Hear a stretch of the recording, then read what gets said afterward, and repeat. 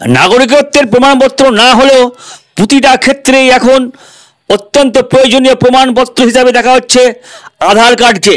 শিশুকে স্কুলে ভর্তি, রেশন কার্ড, ব্যাংকের অ্যাকাউন্ট সবেতেই দরকার হচ্ছে এই কার্ড। সবচেয়ে গুরুত্ব পেয়েছে ভারতীয় নাগরিকদের ভোটার কার্ড বা প্যান কার্ডের সঙ্গে বাধ্যতামূলকভাবে যুক্ত করতে হবে আধার কার্ডকে, এমন কেন্দ্রীয় সরকারের নির্দেশিকাতে। আধার কার্ড নতুনভাবে তৈরি করতে গিয়েও বিরাট হেবা পোহাতে হয় সাধারণ নাগরিকদের।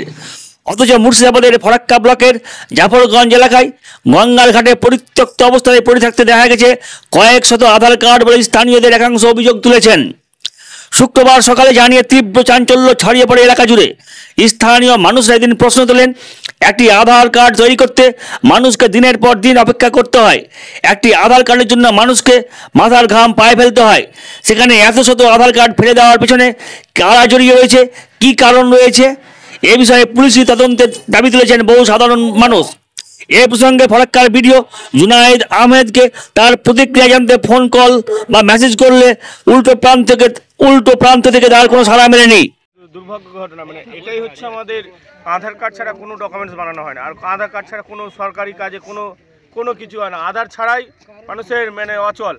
সেই আধার নিয়ে আমাদেরকে আধারই হচ্ছে মেন ডকুমেন্টস, সেই ডকুমেন্টস পাওয়া যাচ্ছে গঙ্গাধারে। এটা খুবই দুর্ভাগ্য ঘটনা, কারণ এটা গাফলতির জন্য আপনার পোস্ট অফিসের এত গাফলতি হয়েছে, এটা সত্যি বলছে। এটা পাবলিক আধার কার্ডের জন্য অনেকে কোথায় দোকান দৌড়তে হচ্ছে, কত টাকা দিয়ে খরচা করছে, তাও পাচ্ছে, অনেকে হচ্ছে না, ডুপ্লিকেট পাচ্ছে, অরিজিনাল আধার কার্ড পড়ে আছে। এটা সত্যি, এইটা প্রশাসনকে বলবো, এটা যারা গাফলতি করেছে তার ব্যবস্থা নেওয়া হোক। পোস্ট অফিসে এখনো জানেনি, এটা পোস্ট অফিস ফোন করে জানানো হয়েছে। এটা হচ্ছে জাফরগঞ্জ পোস্ট অফিসের। এটা জায়গা না হচ্ছে বেনিয়াগ্রাম, পোস্ট অফিস জাফরগঞ্জ। আমার নাম পিন্টু মণ্ডল। সকালবেলাতে আমি যখন ঘুমিয়েছিলাম তো আমার এক বন্ধু ফোন করলো, এই সামনেই বাড়ি, ও ফোন করে বললো যে তোর আধার কার্ডটা এখানে পড়ে আছে, এসে নিয়ে যা। তো আমি আসলাম, রীতিমতো গঙ্গাধারে আসলাম, ঘুম থেকে উঠে রীতিমতো এসে দেখি যে আমার আধার কার্ড প্লাস আরও অনেক মোটামুটি প্রায় 30-40টা মতো আধার কার্ড এখানে পড়েছিল। আমাদের জাফরগঞ্জ গঙ্গার ধার যে আছে, আশু প্রাথমিক বিদ্যালয় আছে, তার ঠিক নিকটেই গঙ্গার ধারে এসে এখানে পড়ে আছে। তো এসে আমি দেখি রীতিমতো যে অনেক কটাই আধার কার্ড পড়ে আছে, আমার নিজেরটাও পড়ে আছে, নিজেরটা নিলাম, প্লাস আমি এলাকার কিছু ছেলেগুলোকেও ডাকলাম, ডেকে বললাম যে দেখ এখানে অনেক রিলেটেড হতে পারে ওদেরও। ওরাও এসে দেখলো যে হ্যাঁ অনেক ওদের আত্মীয়দের মধ্যেও আছে, ওরাও এসে দেখলো।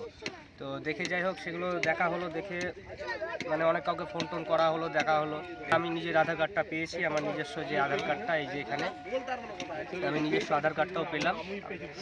পাওয়ার পরে আমি দেখলাম অনেকে চেনা জানার মধ্যে অনেক আছে, তারা আসলো, এসে নিজের আধার কার্ডটা হয়তো নিয়ে গেছে সম্ভবত।